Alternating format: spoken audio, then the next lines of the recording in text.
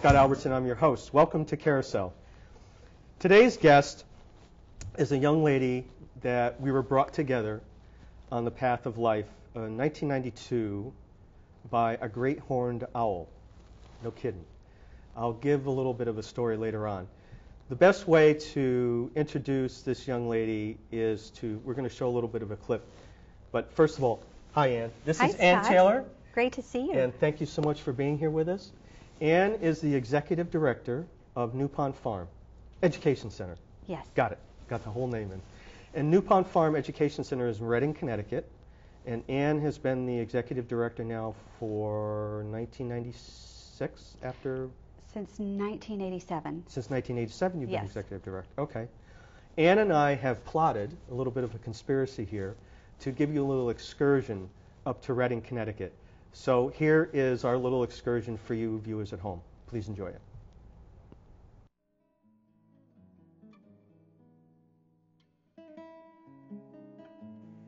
This is the land which shelters us, feeds us, inspires us. The land is our anchor, our haven, our history. The land is as indestructible as the seasons. This is the story of New Pond Farm, first seen by prehistoric man, camped on by woodland Indian tribes as they followed its waterways down to the Sound, farmed by early settlers, discovered nearly 50 years ago by a New York actress, Carmen Matthews, seeking a country retreat.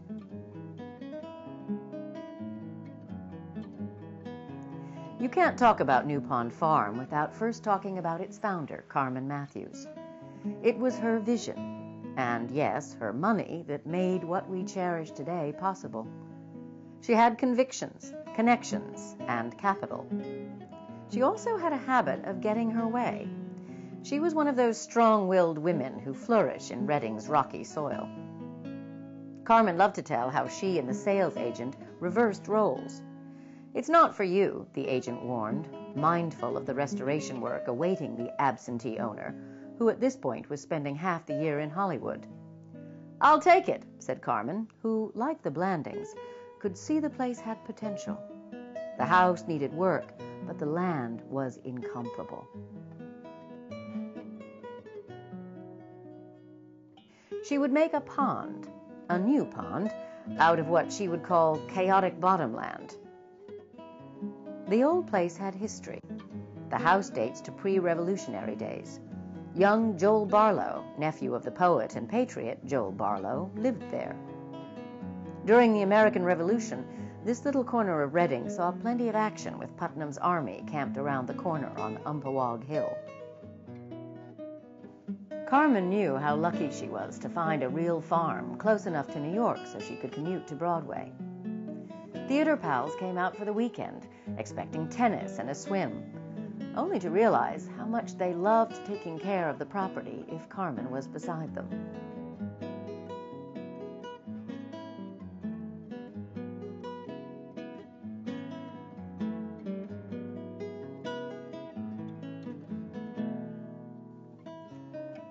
Carmen came to town in the mid-50s, just as rural Redding was threatened by unbridled development. She had no way of knowing how crucial her investment would be in keeping our town green and unspoiled. As Redding evolved from a farming community with a little manufacturing, buttons, into an ex-urban commute shed, a few well-heeled weekenders took title to large tracts of land. Lucky for us, Carmen was one of them.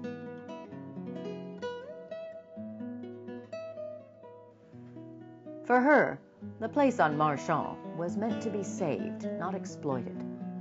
She would take care of it, and for the rest of her life, she kept that vow.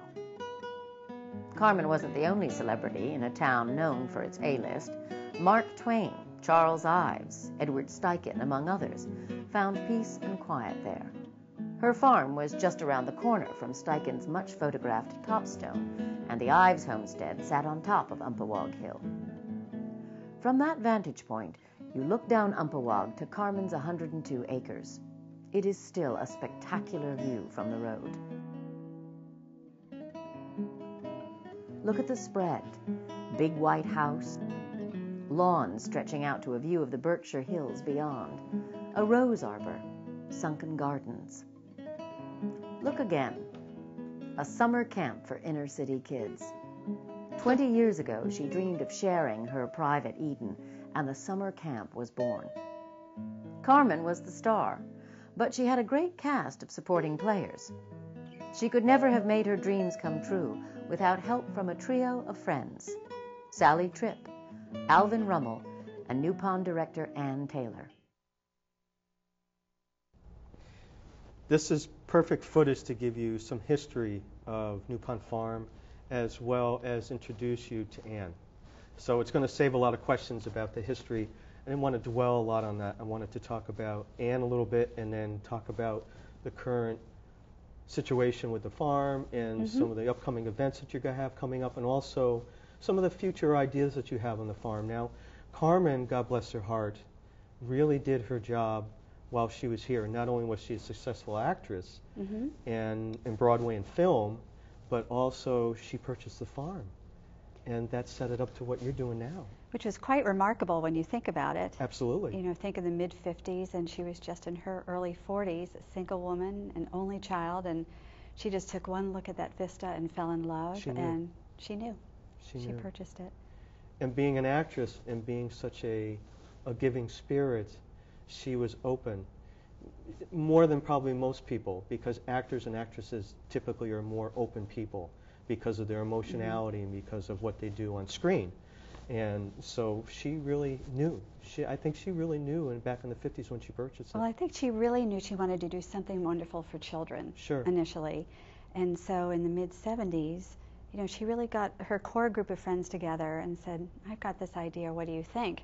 And they supported her all the way. And coincidentally, some friends were just coming out of the Peace Corps at the same time, and they served as her first camp counselors. And there was a turkey coop on the site of our learning center now, and she shooed out the turkeys and, you know, cleaned it out and put in cots and hung up curtains, and that's how it all began. That's how it started. And that's how it started, and it went along that way for quite some time, from the mid-70s to almost the mid-80s. And that gave her an opportunity to see how much the children just thrived on the land. There are 102 acres and so many different habitats to explore, you know, woodlands and wetlands and all the rest. So then came the idea, the big idea, of becoming a year-round center, and that's a pretty huge commitment. You're not kidding. When you've got, you know, this was your own property. I mean, it really is a big difference. Sure. But she called in the Natural Science for Youth Foundation and John Ripley Forbes, and that was this great organization that would help people like Carmen to make their dreams come true. They would come in and help them to establish their bylaws and get their 501c3 status, and, you know, help them to select their board correctly. Sure. And once everything was set, Natural Science for Youth Foundation stepped back, and New Pond Farm got on its own 2 feet. Isn't that something? And she loved every minute of it. She lived until 1995, and, you know, the children would come and she would ask them what they learned while they were on the property, and she was thrilled. So her avocation really was very happy for her. You can see when someone in this life is on the right path of the life, whatever that may be. It's always individualistic for each and every person. But when you have that connection, you light up like a Christmas tree, like a little bulb, like a little red bulb. You're like, boop, you just light right up. So for her, and having met Carmen at one point, she was such a lovely, lovely lady. Okay. You're originally from this area, meaning from Fairfield County. Yes. And you were born and raised here, and you went away for a little while because you went to Oberlin. And then you ended up coming back here and going to Fairfield U? Well, my graduate work was at Fairfield U. Right. And when I was still a student at Oberlin, I had taken a class through Fairfield University for students who were getting their masters, and they allowed me in, which was really nice. And Marshall Case, who was the director of Connecticut Audubon, was the teacher. Okay. And I had the most amazing, it was one of those great condensed summer courses, so you had 3 weeks where you just spent every day, all day, exploring the natural world, and he was a fantastic naturalist, and I always knew that was a passion of mine, you know, thanks to my mom. And so I took this class, and at the end of it, I guess I did well, and he said, you know, I'd like to offer you a job. So I had been on a track for vet school. That's what I had been aiming for a long time. But my mother was wonderful, and I said, would you mind if I just took a year just to explore this, to see if this is, this is my true passion. Okay. And she was great and said, absolutely, go for it. And so I became the naturalist at Audubon. Then their senior naturalist and their director of education over a 12-year period. For Connecticut Audubon. Connecticut Audubon. Right. Out of Fairfield, and just had what a lovely place to work, and what a great organization. And that for you was a significant door, meaning that was a significant opportunity for you to learn certain skills that helped you immeasurably on New Pond Farm. Absolutely. Immeasurably, because of your interaction with animals and with not only the people, but also bringing people on to show how to interact with the animals and all that. So that really was one step for you, brought you to a whole other place. I learned a great deal. Sure. I owe them a lot. It was just a fantastic place to work and a great training ground. And I think some of the teachers that actually came to Connecticut Audubon for field trips were teachers in Reading, and they happened to be on the board of New Pond Farm. So when they were looking for their third director in 2 years, they invited me up to teach, and then offered me the position. And it was a great time in my life, because everything at Audubon was going so beautifully. Sure. When you've been in a job and everything's going so well, you think, okay, now it's time to try something new. Sure. So it was perfect timing. And I had worked on a farm in Ohio for a couple of years, and I loved farming, and I was really drawn to that. So it was a natural segue for you. It was great. Really was a natural good fit. segue for you. Sure, absolutely. So 1987, now you've been executive director of New Pond Farm. Carmen passed in 1995. Between that time, Carmen set up the property, the whole estate, if you will, which is 102 acres, and she set it up as a land trust, which is now set New Pond Farm Education Center as it is to today. What she had done is, and actually it was interesting when I first met her. She was great, and she said, now we have things to do. She said, I have this huge wish list, and we're going to get this done before I fall off the twig. That's what she would say. Before I fall off the twig. And she did. She had this very big list. And over the 8 years that we worked together, we very methodically checked things off. And they were big things, big capital projects on the farm. And we got all of those done. And the last thing on her list really was to give the development rights to the land trust. So there's an easement. Okay. So even though New Pond Foundation owns the land, the Reading Land Trust has the easement. So those beautiful pastures that everybody saw in the film will never be built upon. They will always be open. Always be that. So she was really thinking ahead. Good for her, and God bless her heart for doing that. Yes. Because New Pond Farm now, let's get to current, not to chop off a big point in your life, because I want to talk about, for example, you have the May Festival. We can talk a little bit about that, please. We have special events during the year. And it's an annual May Festival, It is. We call it Founders Mayfair, because it's a day to honor Carmen, and also to honor Sally Tripp, who we haven't mentioned. She was a great friend of Carmen's, a neighbor of New Pond Farm, and Sally was an environmentalist and a teacher, and her passion for environmental education was very important in our evolution. So we celebrate the two of them and all the great things they did to help to launch the organization. And at the Mayfair, we shear our sheep, so people can come and see sheep shearing, and we have spinning and weaving and natural dyeing very often. And there are tractors to see, and maypole dancing with Reading Elementary School and Morris dancing. It's a full day, wonderful day in the spring. And then in the fall, we do the Harvest Festival. Which will be October, right? Yes, it's going to be the Saturday after Columbus Day. It's the 13th of October this year. And it's a little bit different, but again, the public is welcome to come. And it's a full day, great day for the whole family. It runs from 11 to 4 on Saturday. And if it rains, it's Sunday from noon to 4. And 1 to 4 on Sunday. And we will have horse-drawn hay rides with beautiful team of Percherons, and fiddle music, and make and break engines, and antique tractors, and pumpkin decorating, and corn husk dolls, and so it's a way to celebrate the harvest season. So those are 2 days where we invite the public to come to the farm. But the rest of the year, especially September through June, we have loads of programs for New Pond Farm members. But also through the wintertime. Right through the winter. Yes, absolutely. Oh, there's so many things to do there in the wintertime. So they're for members and non-members alike. So there are many chances for people to come to the farm, get to know us, and hopefully they'll fall in love with what they see and they'd like to join. Because once you join, then all sorts of things happen. You have access to the property whenever you like. There are 2.5 miles of trails to hike on or cross-country ski. Right. Wonderful tobogganing hills for members, and lots ice skating on the pond? No. No ice skating. Yes, New Pond Farms. It's fed enough by the stream that it doesn't really freeze, so we don't allow skating. Okay. But we have, again, for our members, special events. We've got pancake breakfast where we make all of our own syrup, and they can go see the syrup being made and then come up for pancakes and bacon and orange juice. We have an old-fashioned Easter egg hunt where our volunteers, who are wonderful, help us to dye and hard boil about 200 dozen eggs. They're hidden all over the property in different areas for different age groups. Okay. And that's great. So that's another members-only program. We do caroling in the barn with the animals and Christmas time. Yeah, sure. So we try to do special things for our members because they're so supportive, and they are the reason why we are as healthy as we are. Right. The reason why that it exists and actually proliferates.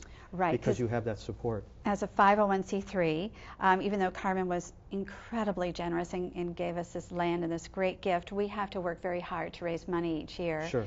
And we do that through special events that I just mentioned, but we also have a golf outing coming up in September. Okay. And September. Oh my goodness. Go check our website. Which is a great lead-in. Yes. newpondfarm.org, by the way, is their website. Yes. And also, the address is 101 Marchant? Mm-hmm. Marchant Road, West Reading. In West Reading, Connecticut. Right, exactly. But the golf outing is great. We're still looking for some more golfers, which is wonderful. We're looking for some more sponsors. So that's a big event for us. Last May, we had our first Reading Road Race. It was called a Run for the Cows, and it was fantastic. We had about 500 people. It was a 10K and a half marathon. Good for you. And wonderful sponsors, and a terrific member. John McClary helped to organize it for us. Okay. And it was a great fundraiser. Good for you. So lots of great things. Yeah, well, that's, as the executive director, that's part of your big responsibility, is to not only get new members, but to come up with concepts and come up with ideas to the May Festival, the October Festival, the golf outing in September, is to come up with ideas to bring people to the farm and also get the word out there about what the farm is and what they offer. Because a good part of the year, and Ann was saying about September through June, where you have folks come in, it's also for classes for kids. We have a wonderful field trip program. School kids, yeah. Yes, absolutely. We have, our staff is terrific. I want to mention everybody because they do such a great job, but Kristen Allure is our program director, and she has a very ambitious set of school programs that tie in with the curriculum. So we mainly work with 4-year-olds, say through 4th grade, but we're very happy to work with the older grades as well. Sure. And they come to the farm for hands-on programs that bring their curriculum to life, and perhaps they come in the fall for Fall on the Farm, and they'd like to learn about the sheep, Fleece to Fiber. That's a fall program we do. Fleece to Fiber? Fleece to Fiber. And it's wonderful. They go out and they meet our flock, and they come in and they learn how to spin wool, card and wash and spin wool, and do a little bit of, spinning themselves. And then we also do Native American programs. We have a beautiful wigwam and longhouse, an authentically recreated Native American village, Native American museum. So many schools in this area have Eastern Woodland Indians as a fall topic, so that's very popular. We do lots of habitat hunts, freshwater ecology in the spring. Again, farming is always popular. We're a dairy farm of distinction, which is great, one of the state's few dairy farms of distinction, and we sell milk and yogurt that we pasteurize. And students love to come and really make that connection. Where does their food come from? Sure. Why are farms important? And in this day and age, there's such a disconnect. Everything in the store is neatly wrapped. They have no sense of where it's from. So we help them to make those connections, help them to see the importance of each type of animal on the farm. So if any school, for instance, and I'm just making up a hypothetical, if Roten Middle School wanted to get a hold of you to have their 3rd grade class to come up, you could connect with them and get that set up? Absolutely. On our website, there's a section relating to school programs, and they can just go on and find out all about us and contact Kristen. Okay. And yes, Super. So that's great. I wanted to read this, and I don't even know if Ann knows this exists. No. Talk a little bit about the owl. Okay. Back in 92, I believe it was. I was driving up 684. It was about 7 o'clock in the morning. And as I'm driving up the highway, I see this, what I didn't realize at the point in time was a bird standing on the side of the road. And it was just standing there, and I went by it, and something told me, like Carmen, to buy the property, something told me that it was something other than just a crow. I pulled over, I backed up, I got out of the car. It turned out to be a great horned owl. And it was standing on that white demarcation line for the shoulder. And it was just standing there. Wasn't moving, no blood, no broken wings, no, it was just standing there. So long and short of it is, I try to get it off the highway. I figure if I can just get it away from the highway, nobody will hit it.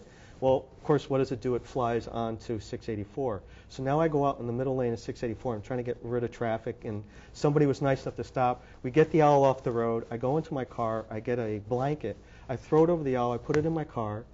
I get it. At that point in time, I was living in Richfield, so I get it to Richfield. And the owl was just standing on the floor of the car. It wasn't in a box or anything. And I started making some calls about how I could get help for the owl. Somebody had said to me, veterinary hospital, he said, I know somebody who can help you, Ann Taylor in West Reading. Okay, gives me the number, I call you, and this is now like 8 o'clock in the morning, and I'm talking to you on the phone, and I'm explaining to you what it is, and Ann's saying, sure, the owl is in the car, it's not in a box. No. She said, okay, sure, all right, if that's what you want to do, I mean, be careful, because it can be very dangerous. But I knew the owl I was trying to help it. I get the owl to Ann, we get it in the house, into New Pond Farm. Ann takes the owl because of all her education, because of all her experiences at Connecticut Audubon and that. She takes the owl, nurses it for 3 weeks, hand feeds it eventually. Mice, I remember you saying, because that's what their diet is. Turns out the owl had a concussion. It was full of bugs. It was full of parasites. Thank you. And so you cleared that all up, and it got it all better. And then 3 weeks later, you and I, we got into a car, 2 cars actually, went back up to 684 and released it. And it was so beautiful to watch the owl fly off. It was March, I believe, in 1992, sorry. Point is that about a week later, I get this in the mail. And it's on New Pond Farm letterhead, and it's from Carmen. And it says, Dear Mr. Albertson, you have given us a profound pleasure and beauty to watch the owl regain his strength, and there is no uncertain terms that the owl has gotten its strength back and is feeling a lot better, and we're so thrilled to have been a part of this, to see it actually happen. I'm sorry I missed talking with you more at length, but I'm so happy that you have brought this owl into our lives, and it's so thoughtful of you. I sent a check as a donation following. And we're so happy that you have given this opportunity to share this lovely experience. Warmest regards, Carmen Matthews. And I've saved this all the years. Oh, that's wonderful. I actually have it in my living room. But that was my memory of Carmen. What a lovely, lovely soul. What a lovely lady. And that was how we met. So gracious. Yeah, so and that gracious. was how I met you. And through your generosity and your heart of bringing that owl back to life, because it literally could have died. We left it on the side of the road. But that's what you do when you interact with animals. It's what you do on the farm every day. Well, when I was at Connecticut Audubon, I was in charge of their wildlife rehab program, and that is a huge passion for me. And when I arrived at New Pond Farm, Carmen very much wanted to have a rehab program, but we quickly realized with a tiny staff, which is what we have, that we couldn't do it properly. You really need to be so devoted. So once in a while, an animal would cross our paths, like your great horned owl, and we would just, pull off from what we were doing and really focus on the animal. And that someday, I keep thinking, someday when I retire, that's what I'm going to do. That's what I want to do, yeah, when I grow up. I miss it I really miss it terribly, but I know that you have to be just totally really devoted to it to be able to do it properly. So if I remember the story, treat. I'm sorry, I interrupted you. Go ahead, finish. I'm done. If I remember correctly from that conversation then, you had taken the owl to a wildlife vet in Stratford. Yes. There was someone that you worked with. Yes. I don't remember the name, but... Yeah, Dr. Piper. Okay, Lou is Dr. Piper still with us? He is. Is he still practicing? He is definitely still practicing. Okay, so for you folks out there, because I find injured animals a lot, whether it be just walking around or on the side of the road, driving, whatever the case may be, and it's not as much as you would think it's easy to find places to take injured animals.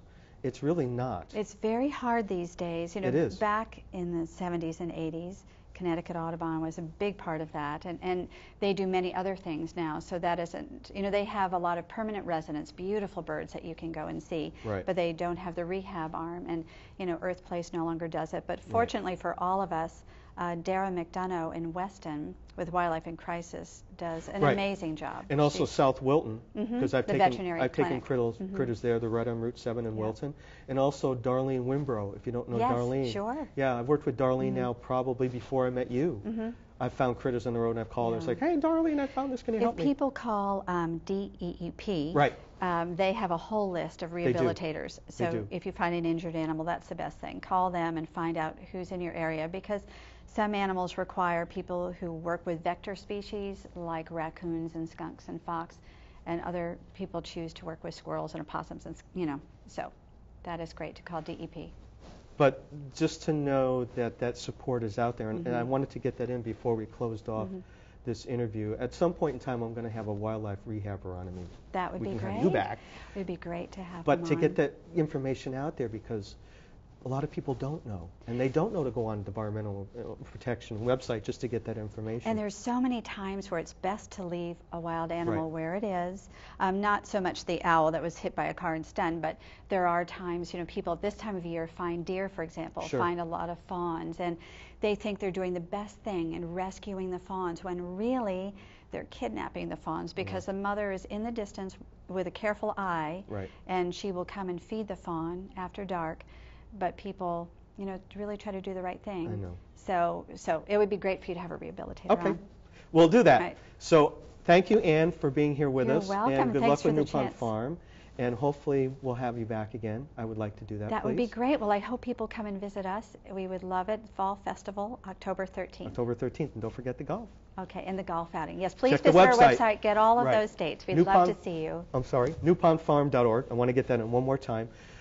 Also, we have a new website for Carousel. It's called lifeonthecarousel.com. Please go on there. You can see past shows. You can also see who's coming up soon, like Ann, for example. Also, we are on a new Facebook page where you can see our old videos. We're going to close out with some different music. I've decided that each time we do a show, I'm going to bring some different music in. Tonight, we're going to close off with a track from David Sanborn. It's one of his older CDs called Hideaway. And the track is called Hideaway, as a matter of fact. So thank you for joining us. Thank you, Ann. Thank you so much. Great to see you again. newpondfarm.org. And please join us again, and have a great evening.